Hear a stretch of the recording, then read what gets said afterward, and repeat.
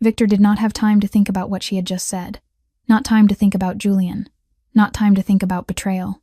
Right now, there was only one thing in his head. She was dying. He slid one hand beneath Grace's back, the other under her knees, and lifted her off the ground. She was so light it stopped him for a beat. Light as if she weighed nothing. As if, for the past 2 years, she had eaten only enough to exist, not enough to live. Victor ran. The rain lashed his face like a whip.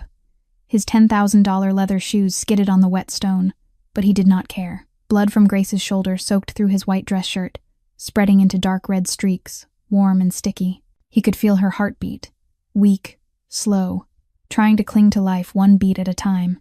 The iron gate swung open.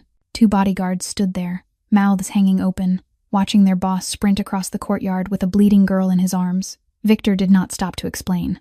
There was no time. He cut through the main hallway, leaving behind trails of water and blood on the marble floor that Grace had polished to a shine every day.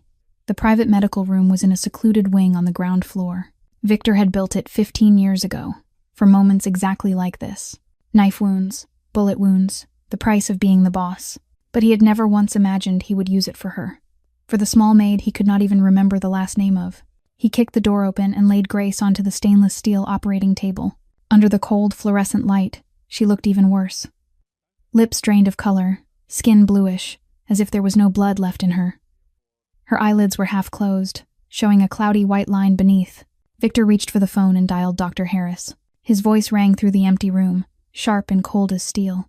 "Get here, right now. I do not care what you are doing. Come, or I will bury you with my own hands." He hung up without waiting for an answer. Then he turned back to Grace. For the first time in 20 years, Victor Crane truly looked at her. Not the passing glance of an employer toward a servant. Not the look of a powerful man toward someone invisible. But looked, truly looked. She was too small, too thin. Her collarbones jutted beneath pale, bluish skin, hands rough with calluses from heavy work. A faint scar on her wrist, old, long-healed, yet still there, like a reminder of some past he knew nothing about. 2 years. She had been in his house for 2 years, mopping floors, washing clothes, cooking meals, and he had never asked her a single question, never learned what she liked, what she hated, what she feared, what she dreamed of. She was only a shadow moving through his home, finishing her work and disappearing, and he had thought that was completely normal. But tonight, that shadow had thrown herself between him and death.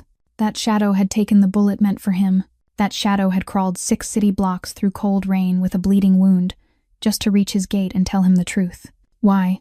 Victor stood beside the operating table, his hand closing around Grace's ice-cold fingers without thinking, and he realized his own hand was trembling like the 15-year-old boy he used to be, holding his little brother in a slum apartment in the middle of a Chicago winter, trembling as if his body understood something his mind had not caught up to yet. She had almost died for him, and he did not even know her full name. Grace Sullivan. He remembered it from the hiring file 2 years ago. Just a name on paper. No face, no story, nothing at all. Until now, the sound of a car outside in the courtyard. Dr. Harris had arrived. Dr. Harris stepped into the medical room with his kit in his hand, his gray hair still wet from the rain. He did not ask a single question. He did not need to. 15 years, as Victor Crane's private physician had taught him that questions were a luxury in this world. Only action kept people alive. Harris pulled on a surgical gown, slid on his gloves, and went to work. Victor backed out to the doorway, but he did not leave. He stood there, his spine against the steel frame, his eyes fixed through the small window into the room, watching Harris's hands move over Grace's body, watching the shears cut away, cloth soaked through with blood, watching the needle push anesthetic into her vein. Grace did not react. She had passed out at some point, maybe the moment after she whispered that sentence about Julian. Her body had finally given up, surrendering only after completing the mission she had set for herself. Victor did not know what to call it. Courage or madness, loyalty or recklessness, or maybe, simply, desperation. Time moved as slowly as honey. Each minute stretched like an hour. Victor did not move. He did not eat, did not drink, did not sit down even as his legs began to ache. He only stood there and watched Harris open the wound wider, watched blood spill and get suctioned away, watched surgical instruments flash under the light, and then, at last, after nearly 2 hours, Harris pulled something out of Grace's shoulder, small, dark, slick with blood. He dropped it into a metal tray, and the soft clink rang out in the quiet room. Victor stepped inside immediately. Harris lifted his head to look at his employer, the old man's face holding something difficult to read. "Standard round," Harris said, his voice rough with exhaustion. 9mm. The bullet passed clean through the soft tissue of her shoulder. She was lucky it missed the bone and major arteries by a fraction of an inch. Victor picked up the bullet. It fit neatly in his palm, bent and warped, still crusted with drying blood. Warm, heavy, and familiar, in a way that hurt. The same kind of round as the ambush tonight. The same kind of round that had skimmed past his ear. This bullet should have gone through his chest. It should have exploded in his heart. It should have ended Victor Crane's life in the middle of a crowded street. But Grace had stepped in between. "Anything else?" Victor asked, his voice low and slow. Harris hesitated for a second. Then he nodded. "Yes, and you are going to want to hear this." Harris pointed to Grace's motionless body on the table. Victor followed his gesture. "The scars," Harris said. "At least 3 old scars on her body. One on her right shoulder blade, probably from a knife. One on her left side, a stab wound that had healed years ago. And a faint mark on her wrist, not self-inflicted, but the imprint of rope." Victor frowned. "Rope?" "Yes. The kind of mark I usually see on people who have been held captive, or tortured." Harris went on, his tone professional, but he could not hide his curiosity. "And there is something else. Her muscles. Victor, this girl is not ordinary. She is thin, yes, but under that skin is the muscle of someone trained. Shoulders, arms, legs, all conditioned in a systematic way. I have examined enough people to know. She is not a maid. Or at least, she has not always been a maid." Victor said nothing. He looked down at Grace, at the delicate face drifting in drugged sleep, at the scars he had never known existed, at the fragile body holding secrets he could not even imagine. 2 years. She had been in his house for 2 years, and he had known nothing about her at all. "Will she live?" Victor asked. "She will live." Harris peeled off his gloves. "She lost a lot of blood, but I handled it. She needs to rest for a few days." Then he looked at Victor with a measuring, searching gaze. "I do not ask about your business, Victor. But this girl, whoever she is, she almost died tonight. And that bullet," he nodded toward Victor's hand, "that bullet was not meant for her." Victor closed his fist around the bullet. The cold metal pressed deep into his palm. "I know," he said, "and I will find out why." Victor did not sleep that night. He sat in his study, the bullet placed on the desk in front of him, and he waited. He waited for dawn. He waited for Marcus to bring what he needed. He waited for answers to the questions twisting through his mind like an endless storm. At 6 a.m, Marcus appeared in the doorway. In his right hand he held a laptop, and his weathered face carried a tightness Victor rarely saw in the man who had stood beside him for 15 years. "I have the footage," Marcus said, his voice low and careful. "From 3 different cameras along the route you took last night, and you are going to want to see this." Victor nodded. Marcus set the laptop on the desk, opened it, and sat in the chair across from him. The screen lit up, showing black and white footage of a crowded street corner.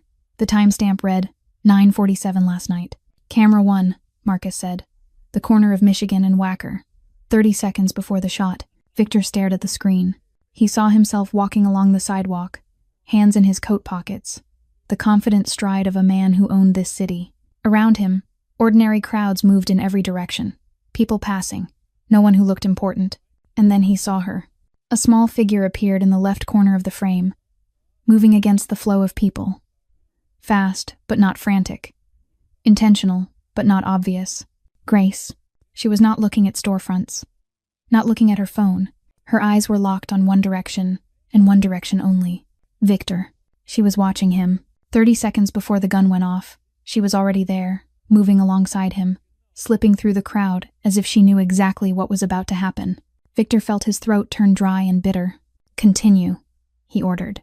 Marcus switched to the second video. This camera sat higher, with a wider view, catching the entire stretch of street where the ambush happened. The timestamp read 9:48 and 23 seconds. Victor saw the shooter step out of an alley to the right, an arm lifted, a flash of steel in the dark, a gun, and in less than a second, Grace lunged. She did not run the way ordinary people run. She drove forward the way someone trained drives forward. Low, fast, clean, precise. She slammed into Victor's back from behind, shoving him down and forward at the exact moment fire burst from the muzzle. The bullet cut through the air where his head had been a fraction of a second before.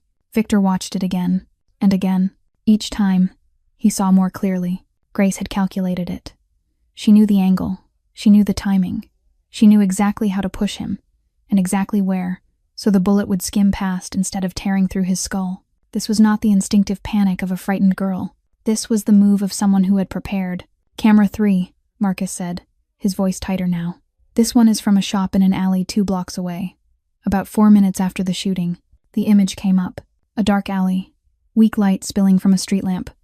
Grace stumbled into frame, one hand clamped to her shoulder. Blood had soaked through her blouse, black in the camera's monochrome glare, but she was not alone. 2 figures appeared behind her, bigger, moving fast, hunting her with the brutal focus of predators. Victor ground his teeth. They caught her in the middle of the alley. The first one reached out, trying to grab her by the hair, and then Grace turned.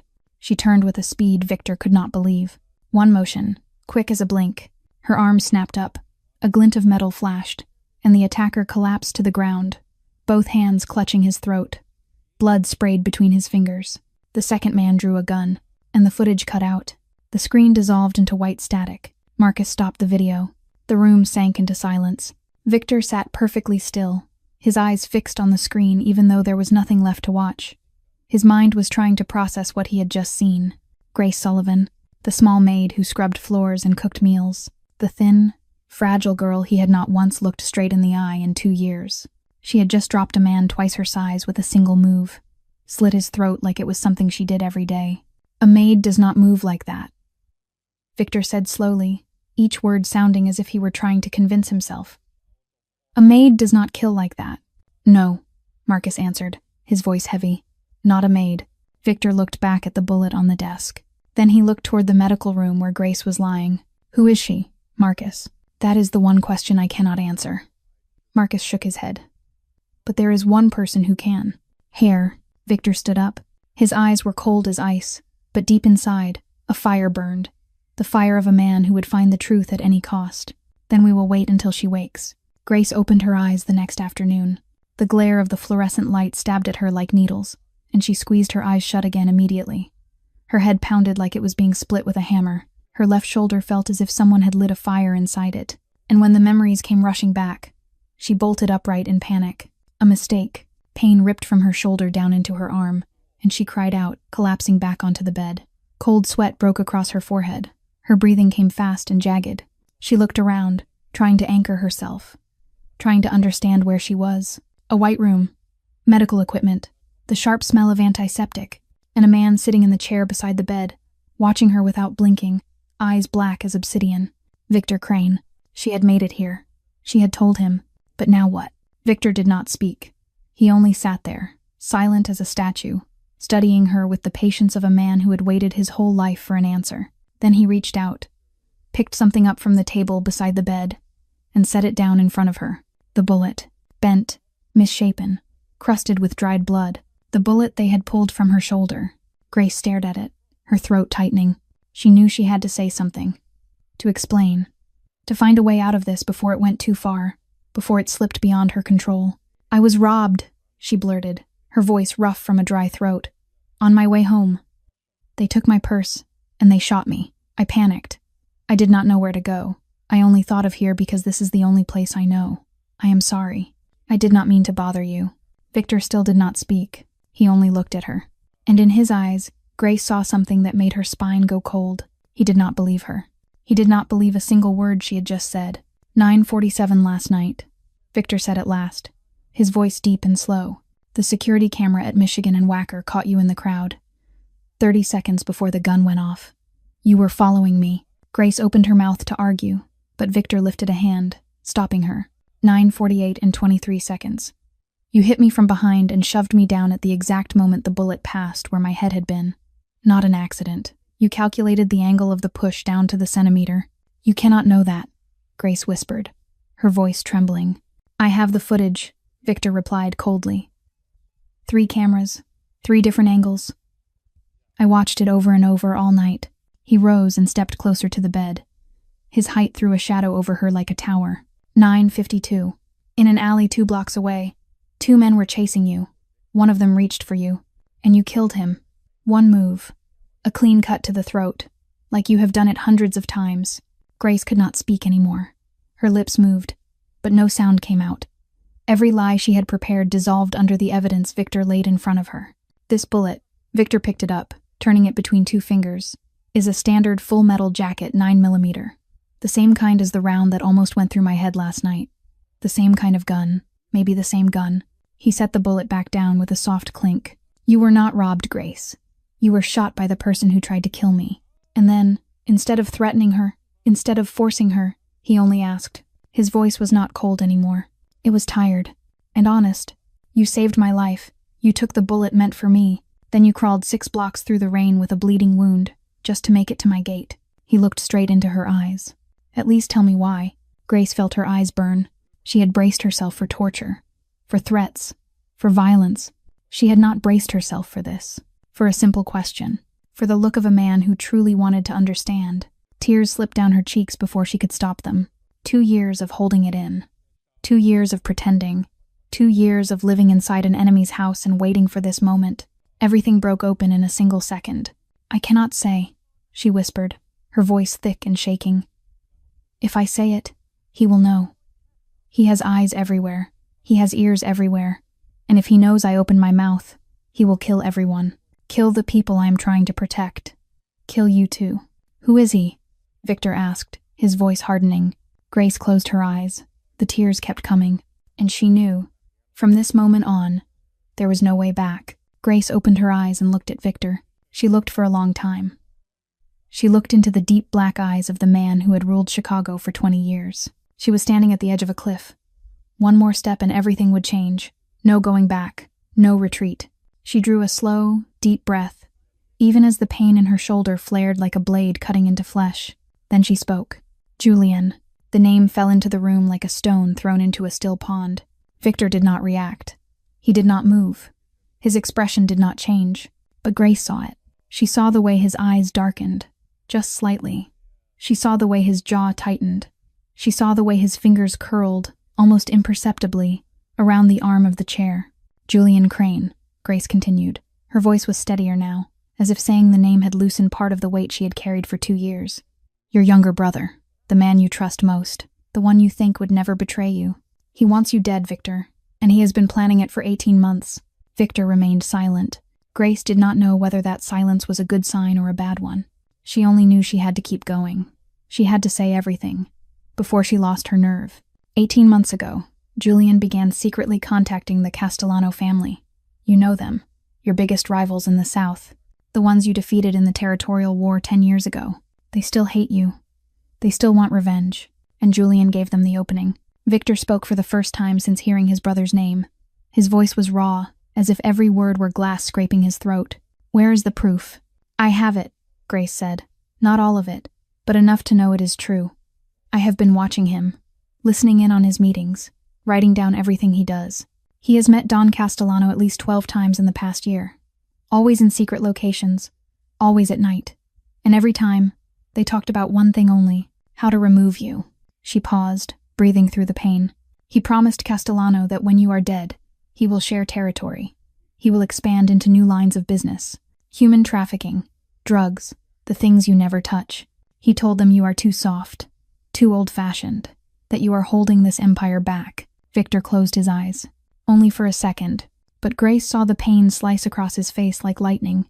Then he opened his eyes, and it was gone, replaced by emptiness. Last night, Grace went on, her voice smaller now. I followed Julian like I always do. He left the estate at 8 in the evening and drove to a warehouse in the West Industrial District. I hid outside and listened.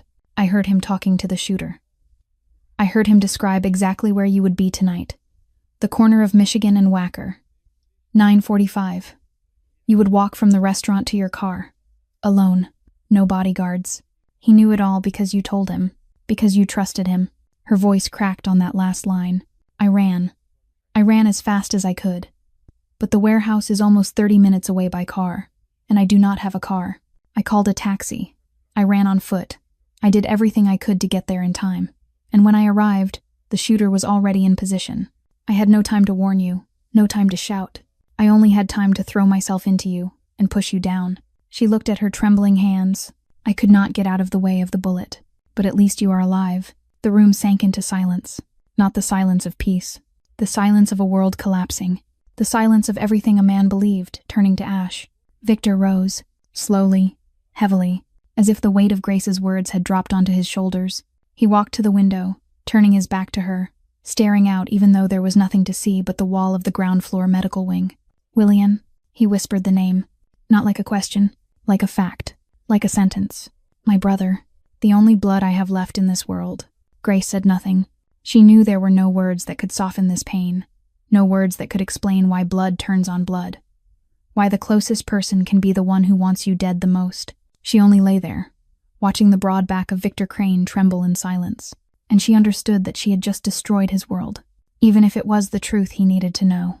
Even if it was the only thing that could save his life, she was still the one who had spoken those words, and she would have to live with them forever.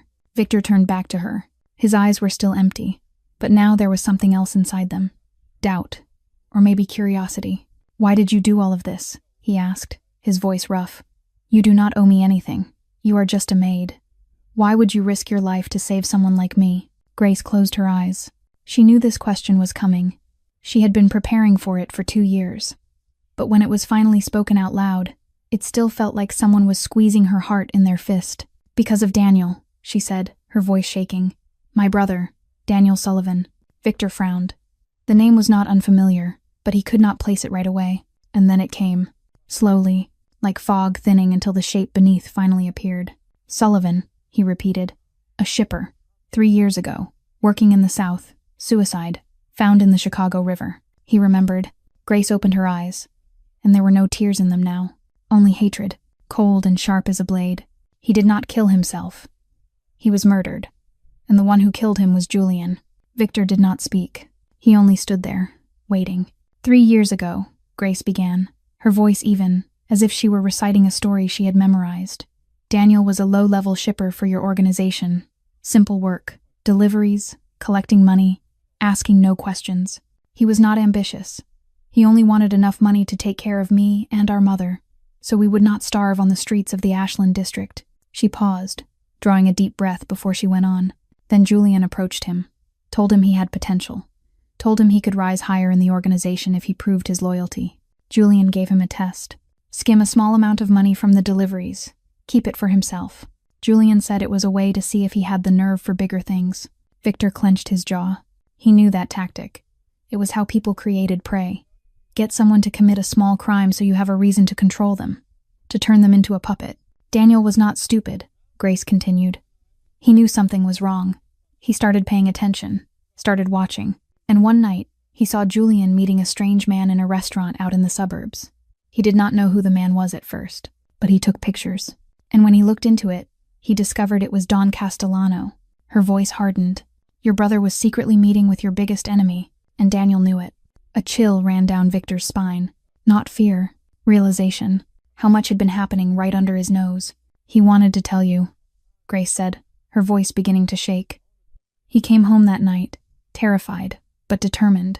He told me he had to do the right thing, that you deserved the truth, that Julian was a traitor and could not be allowed to continue." She stopped. Tears she thought were gone slid down her cheeks again. He never got the chance. A week later, his body was found floating in the Chicago River. The police said he killed himself. Jumped from a bridge. No signs of violence. No suspects. Just a poor shipper who could not handle the pressure of life. She let out a bitter laugh. "But I knew my brother.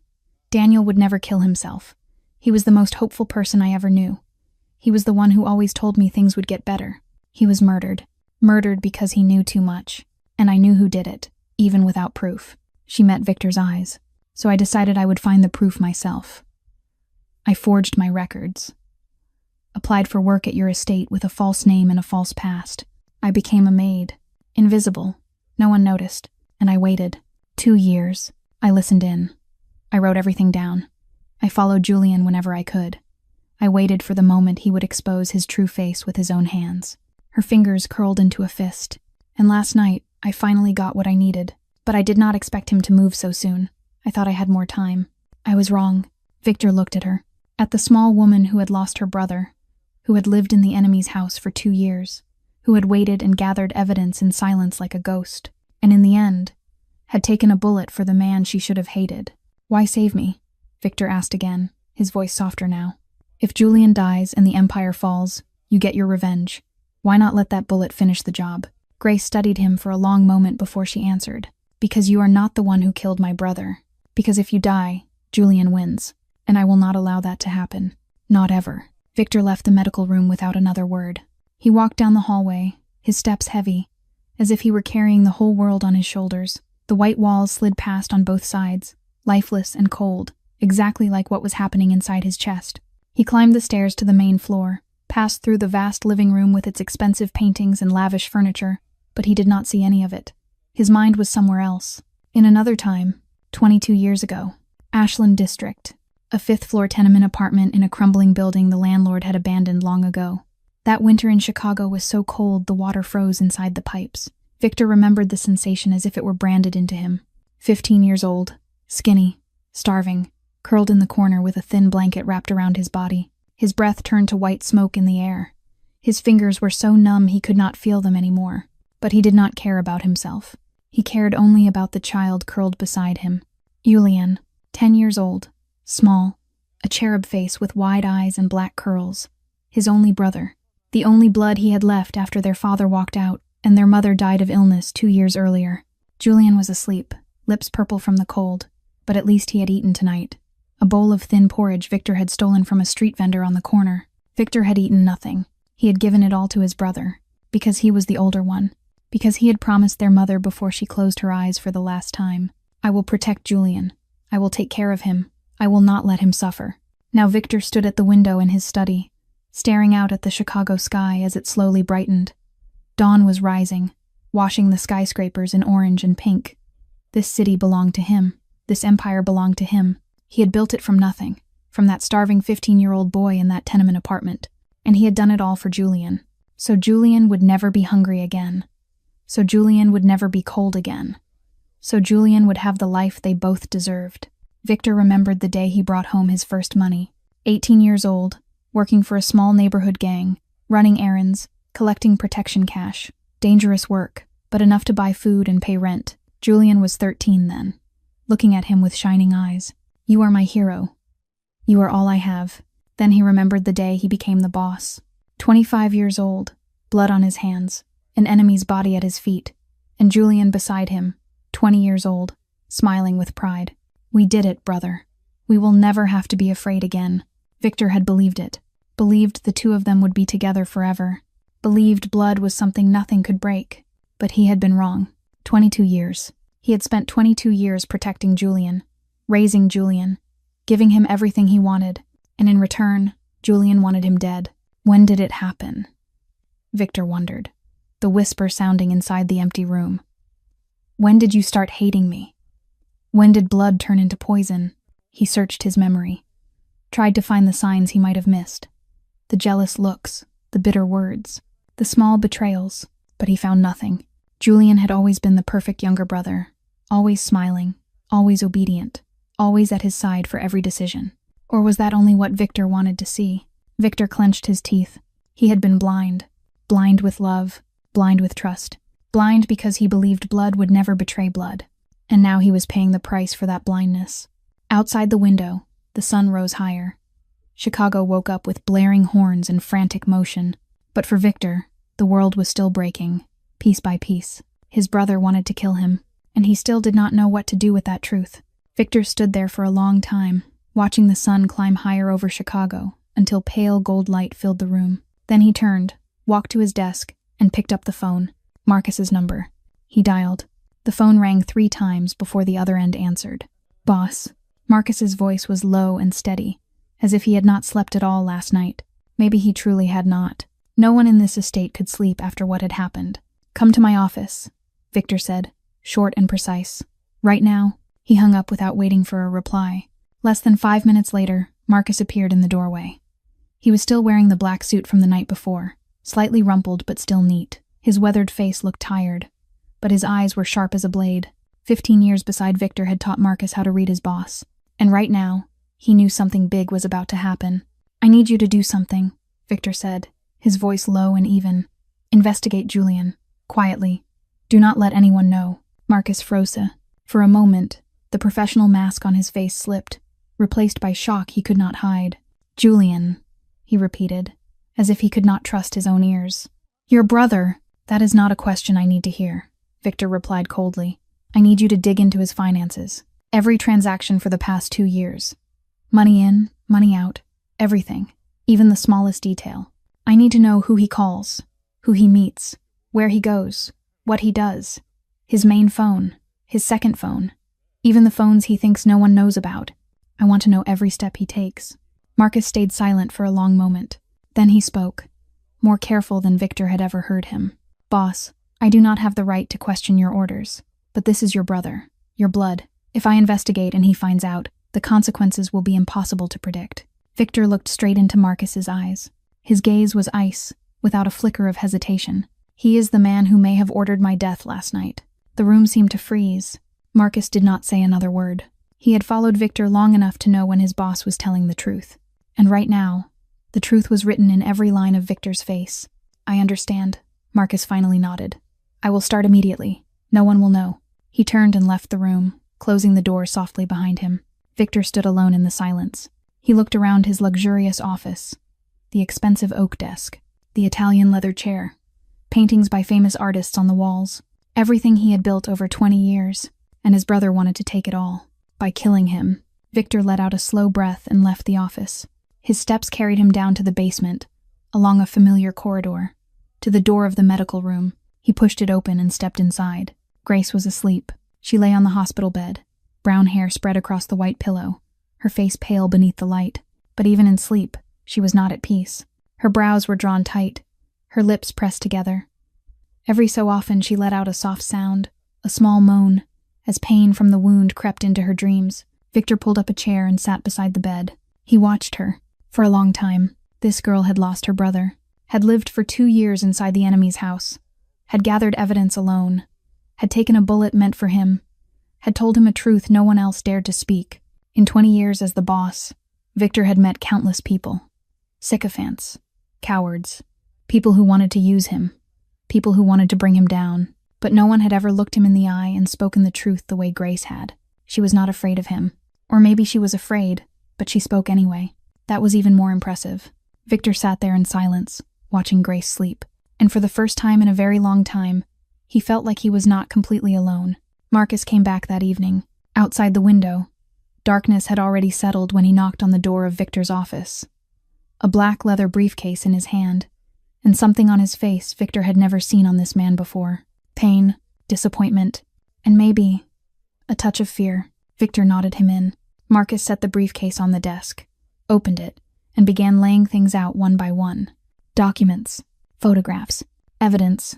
Victor watched the piles stack up on the surface of his oak desk like bricks, building a wall between him and his brother. Finances first, Marcus said, his voice dry, like he was reading an indictment in court. Over the past 18 months, Julian has been quietly moving money out of the organization's accounts, a little at a time. Small enough that no one would notice, but added together, it comes to $2 million. $2 million. Victor repeated the number in his head. Not because of the money.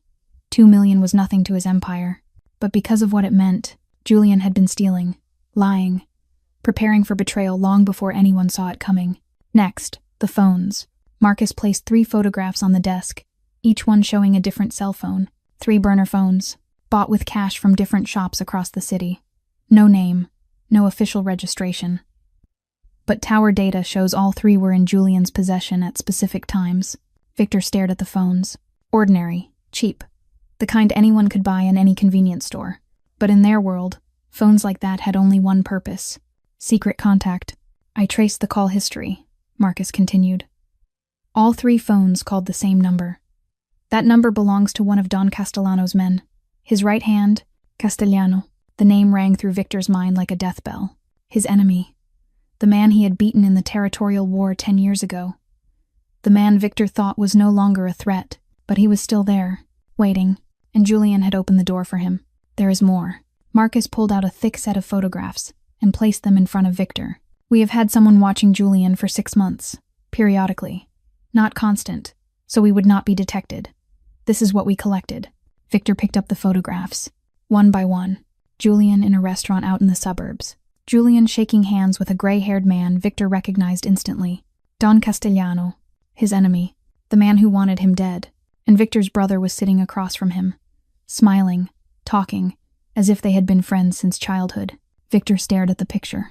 At the smile on Julian's mouth, a smile Victor had seen 1,000 times over the last 32 years.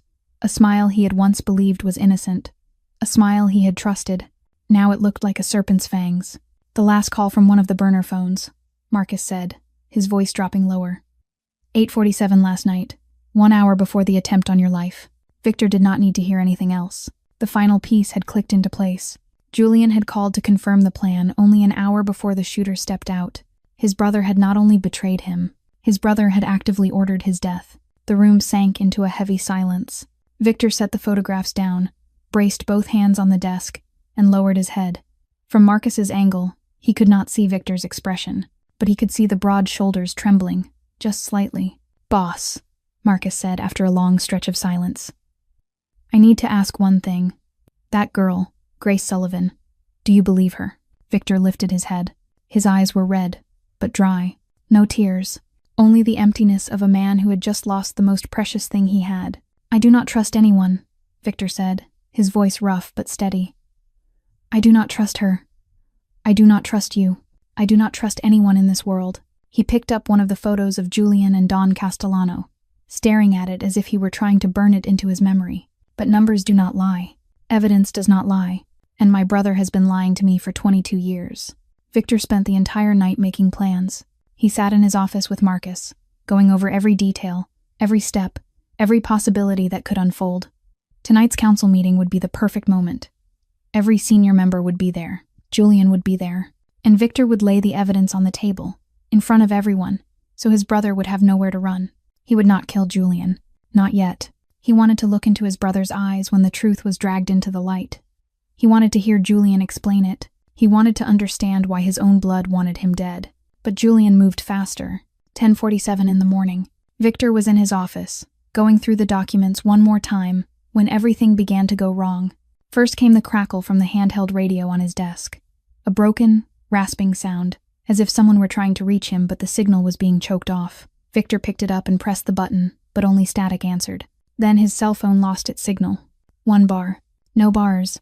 No service. Inside an estate fitted with the most advanced communication system in the city. Something was happening. Victor shot to his feet, 20 years of instinct screaming in his skull. He burst out of the office, ran down the hallway toward the stairs that led to the basement, toward Grace's room, but he did not make it. He saw them first. 3 bodyguards he had posted outside the medical room. They were on the floor, motionless. Blood had spread into dark pools beneath the fluorescent lights. Their throats had been cut.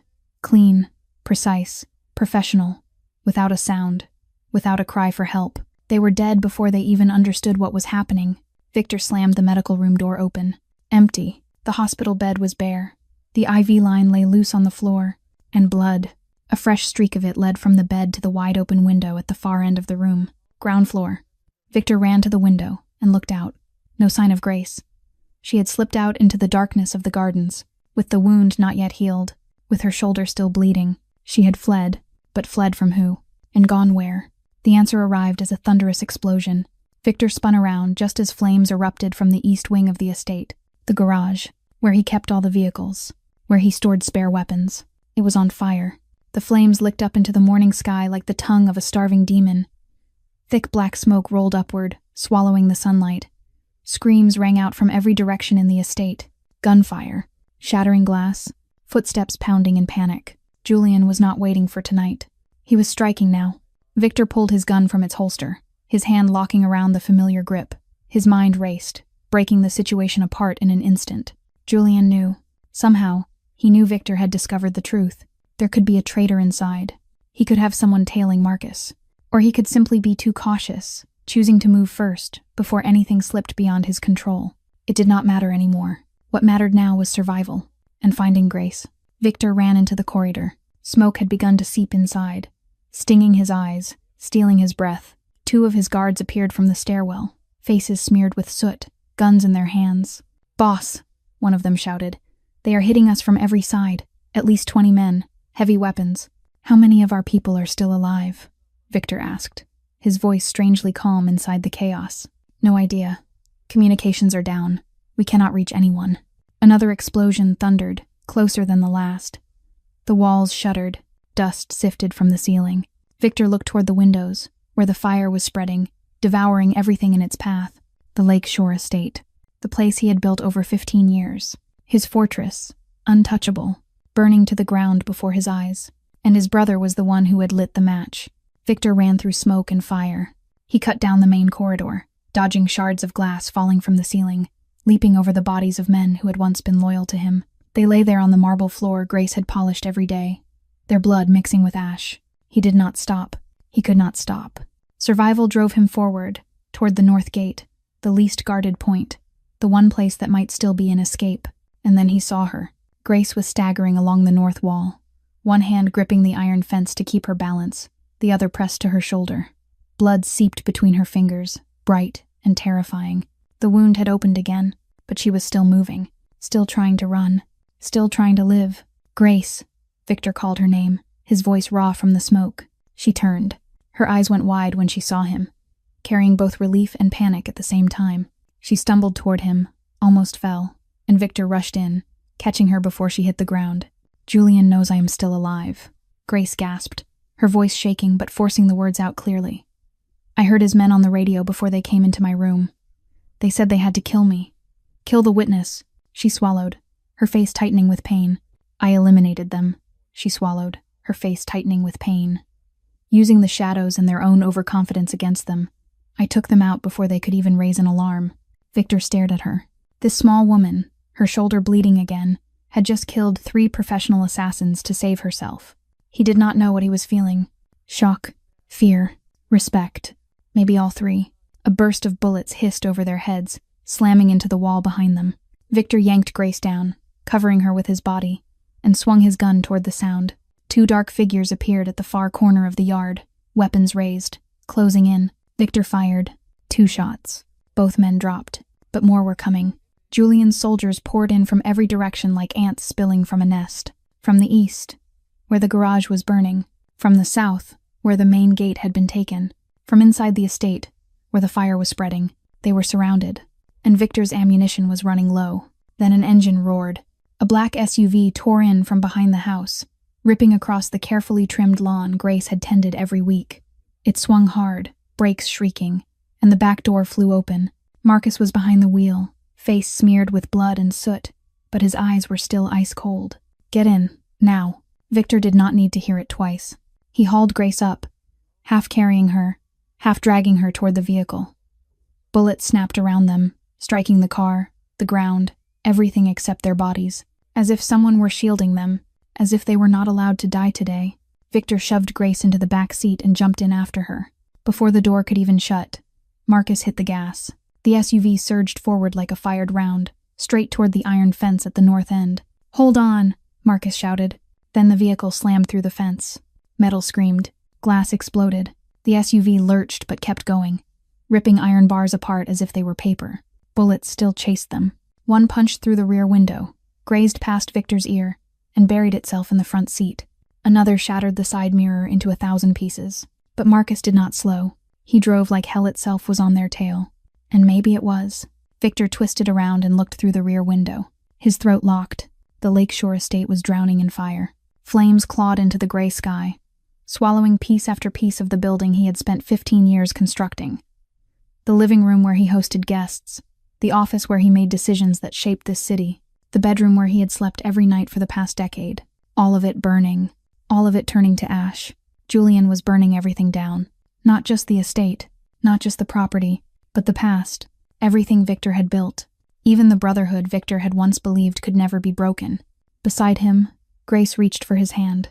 Her fingers were ice cold and slick with blood, but her presence was the only thing keeping Victor from falling into the abyss. "What do we do now?" she whispered. Victor did not answer right away. He watched the flames shrink in what was left of the mirror until they disappeared behind the buildings of Chicago. Then he turned forward. "We survive," he said. "Then we strike back." The SUV tore through Chicago's streets like a ghost. Marcus gripped the wheel, his eyes flicking again and again to the rearview mirror to make sure no one was following. In the back, Victor held Grace in his arms, trying to keep her from being thrown around every time the vehicle took a hard turn. Blood from her shoulder had soaked his shirt, but he did not care. He cared only that she was still breathing. Where to, boss? Marcus asked, his voice tight. We cannot run forever. She needs medical care, Victor thought. His mind raced through every option, every possibility, every place they could hide. The safe house on the west side. No, Julian would know. The safe house out in the suburbs. No, Julian would know that too. The secret apartment downtown. No, Julian knew that as well. Victor had taught his brother everything. Every escape route, every hiding place, every backup plan. For 20 years, he had shared every secret with Julian because he trusted him, because he believed blood would never betray blood. And now that trust was turning around and sinking its teeth into him. Then a thought flashed through Victor's mind. There was one place Julian would never expect. A place his brother had always looked down on. A place he despised with the contempt of a man born in poverty who had forgotten where he came from. St. Mary's Hospital, Victor said. Marcus stared at him through the rearview mirror, surprise plain on his face. A public hospital? Yes, Victor nodded. A public place. Civilians. Security cameras. Police patrols. Julian will not dare strike there. He hates places like that. He thinks they are for the weak. He will never think I would hide somewhere like that. Marcus did not ask another question. He turned the wheel, changed direction, and the SUV surged toward the south side of the city. 15 minutes later, they stopped at the emergency entrance of St. Mary's. Victor lifted Grace out of the car and moved fast through the sliding doors. The smell of antiseptic hit him, familiar and strange at the same time. Harsh fluorescent lights, nurses and doctors moving with practiced urgency, patients waiting with every kind of wound and illness. A world completely separate from the world Victor had lived in for 20 years. She is hurt, Victor told the nurse at the intake desk. A shoulder wound. She lost a lot of blood. The nurse looked at Grace, looked at the blood on her, then looked at Victor with suspicion, but she did not ask. In a city like Chicago, people learned not to ask too much. Her name, Emily Parker, Victor said without hesitation. A false name, one of many he had prepared for moments like this. My wife. The nurse nodded and called for a gurney. Grace was placed onto it and rushed into the emergency room. Victor followed, never leaving her side. He stood there while the doctor cut away the old blood-soaked bandage, examined the wound, then began stitching back together the torn seams. Grace winced with pain, but she did not make a sound. She only clenched her teeth and endured, the same way she had endured for 2 years.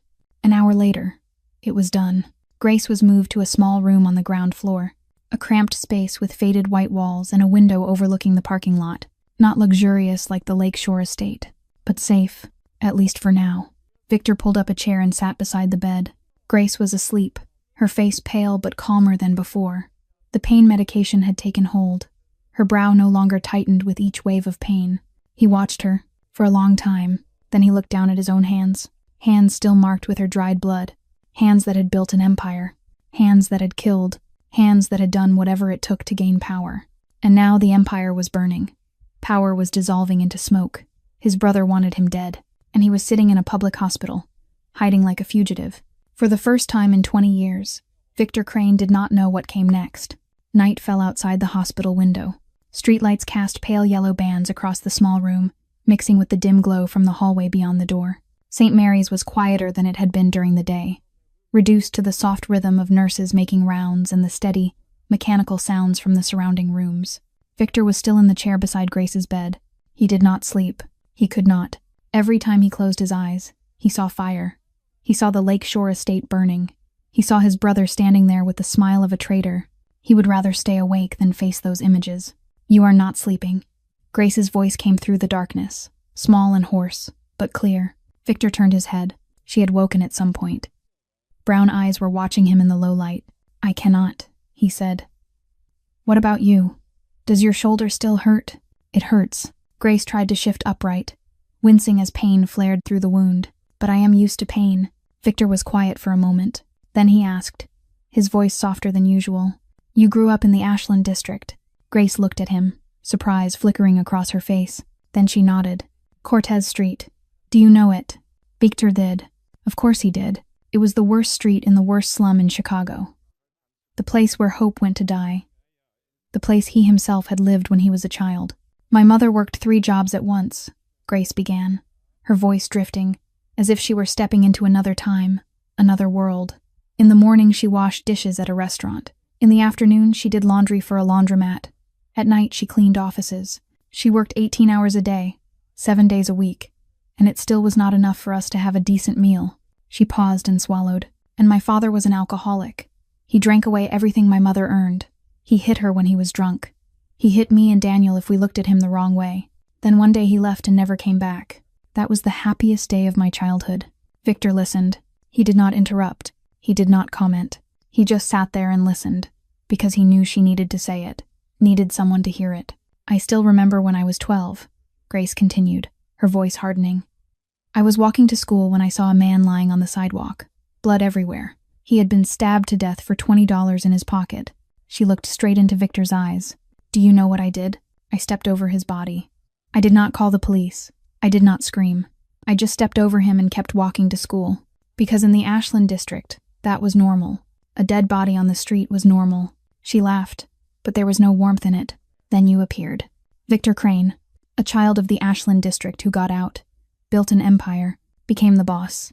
People talked about you like you were hope. Like you were proof we could escape that hell if we were strong enough. My mother used to tell me that at least when you ruled, the streets were safer. At least you still remembered where you came from. Grace paused. And when she spoke again, her voice was not distant anymore. It was sharp, direct. It drove straight into Victor's chest like a blade. But you forgot, Victor. You forgot the Ashland district. You forgot the children stepping over bodies on their way to school. You forgot the mothers working themselves to death just so their kids could eat. You built your mansion by Lake Michigan. You wear $10,000 suits. You became the very thing you used to hate. Victor wanted to argue, wanted to tell her she was wrong, that he still remembered, that he was not like the people who had crushed his childhood, but he could not, because she was right, right down to every word. He had forgotten. He had grown blind with power. He had become a monster, in the eyes of the very people he once wanted to protect. No one has ever said that to my face, Victor said, his voice rough. Because they are afraid of you, Grace replied. But I have nothing left to be afraid of. I lost my brother. I almost died. I have seen what powerful men really are. She looked at him, and in those brown eyes, Victor saw something he had never seen in anyone before.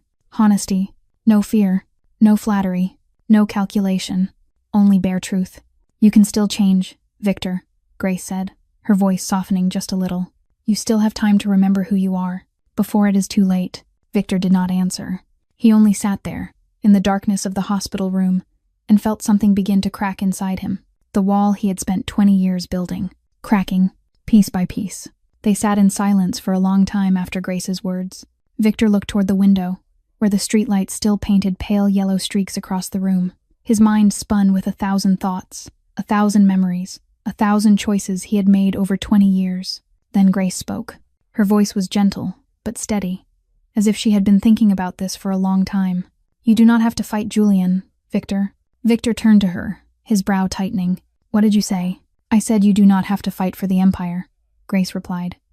She sat up straighter, even though her shoulder still hurt. Her eyes caught what little light there was, and something lit inside them that Victor could not name. Resolve, or maybe madness. Destroy it, she said. Destroy the Empire before Julian can take it. Victor thought he had misheard. What did you just say? Sell the territory to your rivals, Grace went on, her words coming faster now, as if she feared she would lose her nerve if she stopped. Hand the evidence to the FBI. Every illegal transaction, every underground operation, everything, so that when Julian thinks he has won, when he thinks the Empire is his, he will realize he inherited nothing but ashes. Victor shot to his feet, the chair crashing behind him. You are insane, he said, his voice shaking with disbelief. You want me to burn down 20 years of blood and sweat, 20 years of building brick by brick, 20 years of fighting, killing, sacrificing. You want me to throw it all into the fire? No. Grace looked him straight in the eye, unflinching in the face of the Mafia boss's anger. I want you to save your soul, before it is too late. Victor wanted to laugh, wanted to tell her she did not understand anything, that she was just a girl from the Ashland district, someone who had never tasted power, never known what it felt like to stand on top of the world and look down on an entire city. But he could not laugh, because somewhere deep inside, he knew she was right. You think if you beat Julian, it ends? Grace asked, her voice softer now, but no less sharp. You think you can kill your brother, take back the Empire, and live happily ever after? No, there will be someone else, and then someone else after that. The cycle of violence will never end, not until you are dead. or until you end it with your own hands. She stood and stepped closer to him. Small, thin, but in that moment, she looked like the strongest person Victor had ever met. "Do you know what Julian will do if he wins?" she asked. "He will expand into trafficking. Drugs, things even you will not touch. And do you know the first place he will exploit?" Victor did not answer, but he knew. Ashland District. Grace nodded as if she had read his thoughts. Ashland District. Where I grew up. Where my brother grew up. Where thousands of kids are trying to survive day to day. Julian will turn it into hell. He will flood the streets with drugs. He will force young girls into prostitution. He will crush children the way he crushed the children Daniel and I used to be. Her voice broke on the last line. "Is that the future you want to leave behind? An empire for a man who will destroy everything you once tried to protect?" Victor closed his eyes. Ashland District rose in his mind. Dirty streets, broken apartments, skinny children with eyes too old for their faces. He had been one of them. He had sworn he would get out. He had promised he would never let anyone suffer the way he had suffered. And then he forgot it all. Until now, he opened his eyes and looked at Grace. She stood in front of him, small but unbowed, waiting for his answer. "If I do this," Victor said slowly, "I will lose everything." "No," Grace shook her head. "You will be free." For the first time in 20 years, the abandoned warehouse sat on the far western edge of Chicago, in a place where even rats did not want to live. The tin roof was rusted through. The brick walls were blotched with mold. No electricity, no running water, only the light of a few oil lamps Marcus had set up ahead of time. But for Victor, it was perfect. No one would find them here. No one would expect the most powerful boss in Chicago to be hiding in a place like this. 20 men stood in front of him. 20, out of more than 100 he once commanded. The rest were either dead from the attack at the estate, or they had run to Julian when they felt the wind change, or they had simply vanished into the darkness like rats fleeing a sinking ship. 20 men. That was all that remained of the empire Victor had built over 20 years. Victor stood before them, back straight, shoulders broad, as if he were still in the polished boardroom of the Lakeshore estate, not inside this crumbling shell. Beside him, Grace sat on an old wooden crate, her shoulder still bandaged, her eyes awake and sharp. "I know what you are wondering," Victor began, his voice carrying through the empty space. "Why I brought you here. Why I am not striking back. Why I am letting Julian take everything without a fight." No one spoke. They only stood there, watching him, waiting. Familiar faces, men who had followed him through countless battles, men who had been ready to die for him. And now he was about to ask them to do the most insane thing they had ever heard. "I am going to give Julian what he wants," Victor said, each word clear and steady. "An empire." He paused, letting the sentence settle into the heavy air. "But when he receives it, it will be nothing but ash." A murmur rippled through the group. Confused glances traded back and forth, but no one dared interrupt the boss. "We are going to destroy everything," Victor continued. "Sell territory to our enemies for pennies. Hand evidence of illegal operations to the FBI. Move money to innocent civilian employees so they can start new lives. And when Julian thinks he has won, when he thinks the empire is in his hands, he will realize he is holding nothing but sand." Marcus stepped forward, his weathered face tight with worry. "Boss, if we do this, there is no way back." "I know," Victor said, nodding. "That is why I am giving you a choice. Anyone who wants to leave, I will give you money and a new identity. You can start over somewhere else. No blame. No one will chase you. I promise." He looked around, meeting the eyes of each man in turn. "But anyone who stays needs to understand the consequences. Julian will not stop until we are dead. The FBI will investigate everyone involved. The life you have known will end. It could be prison. It could be death. But at least we will die as people who did the right thing." For the first time in our lives, silence. Not a single sound. Outside the warehouse, rain began to fall. The patter against the rusted roof sounded like a funeral drum. Victor waited. He did not force anyone. He did not threaten anyone. He only stood there and waited. Then Marcus raised his hand. "I am staying," he said, without hesitation. 15 years I have followed you. I am not stopping now." Another man raised his hand, then another, then another. Hands lifted one by one in the flickering oil light. 14 men, 14 hands. 14 men willing to go to the end with Victor Crane, even if the road led straight to hell. The other 6 stood still. They did not raise their hands. But they did not leave at once either. They just stood there with their heads lowered, as if ashamed of themselves. Victor walked over to them. There was no anger in his eyes, only understanding. "You have families," he said softly. People who need you. I do not blame you. Marcus will give you money and papers. Go, live, and do not look back." They nodded and left one by one in silence. And then only 14 remained in the abandoned warehouse. 14 men, and one small woman with a bandaged shoulder. Victor looked at them. His last loyal ones, the ones willing to die with him. "We begin," he said. And no one needed to ask what they were beginning. They began immediately. There was no time to hesitate, no time to regret. Every minute that passed was a minute Julian could discover where they were, what they were doing. Victor sat down in front of the old laptop Marcus had brought, the screen glowing in the darkness of the warehouse. Beside him, Grace opened a small bag she had hidden for 2 years and pulled out a silver USB drive that caught the oil lamplight like a blade. 2 years of notes, she said, placing the USB in Victor's hand. Audio, images, documents. Every meeting Julian had with Castellano, every transaction, every plot. It is all here. Victor plugged the drive into the laptop and started going through it. Hundreds of files, thousands of photographs, dozens of recordings. Grace had done this alone for 2 years, quietly gathering evidence while pretending to be an invisible maid. Her patience stunned him. Her courage shamed him. Marcus began his work. He sat at another laptop, fingers moving non-stop, sending emails that would change the balance of Chicago's underworld forever. First came the transport routes.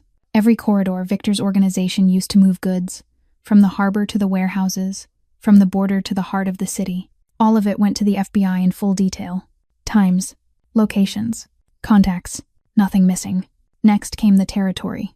Victor called every rival, every Mafia family he had fought for 20 years. He sold them neighborhoods he had bled for prices so low they thought he was joking. But it was not a joke. It was deliberate destruction. The South Side territory, where he controlled the ports, went to the Rossetti family. The East Side, where the underground casinos ran, was handed to the Martinez family. The North Side, the center of everything, was split among 3 smaller families. Every call erased another piece of the empire. Every deal pulled another brick from the wall Victor had built over 2 decades. Then came the money. Victor opened offshore accounts he had hidden for years, the rainy day reserves meant for survival. But instead of keeping it, he sent it out. To innocent civilian employees, people who worked in the restaurants and legitimate construction companies he owned, people who did not even know who their real boss was, people who deserved a chance to start over when everything collapsed. Transfers went out one after another. Each person was notified. Each life was moved out of the path of the storm that was coming. And finally came the evidence on Julian. Grace sat beside Victor, guiding him through each file. This is Julian's first meeting with Don Castellano, 18 months ago. This is where they discussed dividing territory. This is where Julian promised to expand into trafficking and drugs. Victor watched the photos, listened to the recordings, read the messages. Each piece of proof was a knife in his chest. But he did not stop. He could not stop. They sent everything to every rival family, not only Castellano, all of them, so they would know what Julian had promised each one, so they would know he had lied to everyone, so they would turn on him before he even realized what was happening. 3 hours passed. 3 hours of systematic destruction. 3 hours to shatter what Victor had built in 20 years. At 7:30 that evening, it was finished. Victor stared at the laptop screen one last time. The final email had been sent. The final call had been made. There was nothing left to do. He closed the laptop. The soft click echoed through the silent warehouse like the sound of a door closing behind an era. "It is done," Victor said, his voice hollow and exhausted. 20 years to build. 3 hours to destroy. It is done. Grace rested her hand on his shoulder. Small, warm, the first time anyone had touched him. Not out of fear or calculation, but out of care. "One last step," she said gently. Victor nodded. He knew what the last step was. He had known from the moment he chose this path, and he was not afraid. The Chicago Police Department sat in the heart of downtown, a gray building with windows looking out over crowded streets. Victor had walked past this place hundreds of times over the last 20 years, always wearing the smug smile of a man who believed he could not be touched. These walls could not reach him. The people inside could not do a thing to him. He was Victor Crane. He stood above the law. But tonight, he entered as someone else. Not a boss, not a man in power. Just a man with a USB drive in his pocket and 20 years of sins pressing down on his shoulders. He went straight to the front desk, ignoring the startled looks from officers at work. "I want to see Detective Kate Morrison," he said, his voice calm. "Tell her Victor Crane wants to talk." The room seemed to freeze. People stopped working, stopped breathing, stopped everything. They stared at him as if he were a ghost walking in broad daylight. And maybe he was. The ghost of an era about to end. 10 minutes later, Kate Morrison appeared. She was a woman in her 40s, brown hair cut short, gray eyes sharp as a blade. For the past 6 years, she had spent her life hunting Victor, building a case, gathering proof, and failing, again and again, because Victor was always one step ahead, always shielded, always gone before she could reach him. But tonight, he was standing right in front of her, voluntarily. "Victor Crane," Morrison said, her voice carrying 6 years of frustration and suspicion. "Are you here to gloat, or to look at the woman who has been trying to arrest you for half a decade?"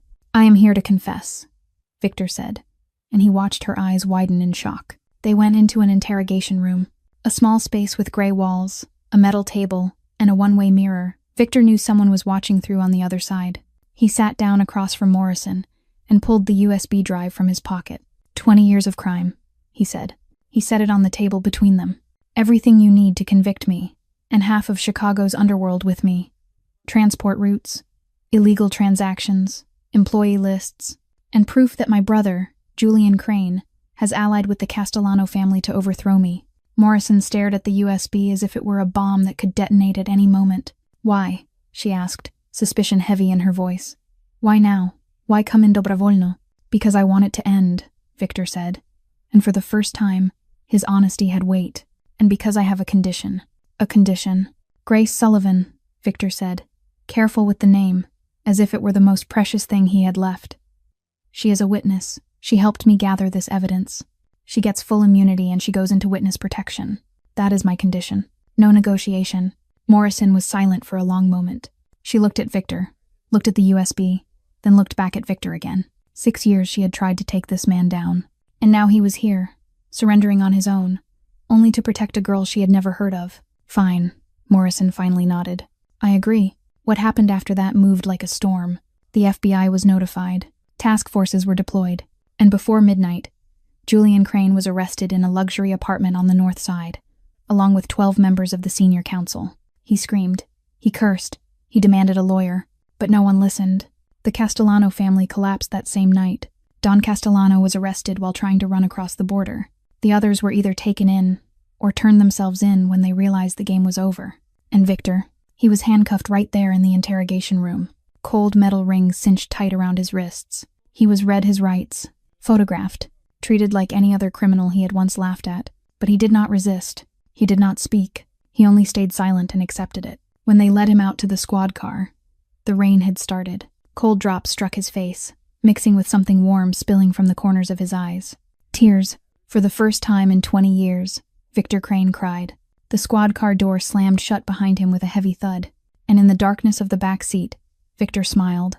For the first time in 20 years, he felt free. Victor had only one request before they took him away. 10 minutes. 10 minutes with Grace. Morrison studied him for a long time, as if weighing whether this was some kind of trap. But in the end, she nodded. Maybe she saw something in his eyes, something that even 6 years of chasing him had not prepared her for. Sincerity. They brought Grace into the interrogation room. She stepped in with red-rimmed eyes, her shoulder still bandaged, her face pale under the harsh fluorescent light. When she saw Victor in an orange prison jumpsuit, wrists cuffed, she nearly collapsed. But she held herself upright. She always held herself upright. The door shut behind her. And then there were only 2 of them, in an empty room with gray walls and a one-way mirror. In the final 10 minutes they could have... Victor looked at her. For a long time, this small girl from the Ashland district had changed his life, had given him a chance to redeem himself, had believed that somewhere inside the monster there was still a man. "You should go to Oregon," Victor said, his voice gentle in a way he had never used with anyone before. "Witness protection will give you a new identity, a new life. Somewhere far away where no one knows who you are. You can start over, live a life worth living, the life you deserve." Grace shook her head, tears beginning to slide down her cheeks. "What about you?" Victor smiled, a sad smile, but peaceful. 10 years, perhaps, maybe less if I behave. When I get out, I will be an old man no one recognizes. Gray hair, a bent back. No one will remember who Victor Crane was, and that will be the best thing that could happen to me." "No." Grace stepped closer, ignoring the rules about distance she should have kept. "No, that is not fair. You did the right thing. You gave up everything to do the right thing. You deserve more than that." "I deserve prison," Victor said honestly. "I have killed people, Grace. I have ruined lives. 20 years is not enough to pay for what I have done, but at least it is a beginning." Grace broke into a sob.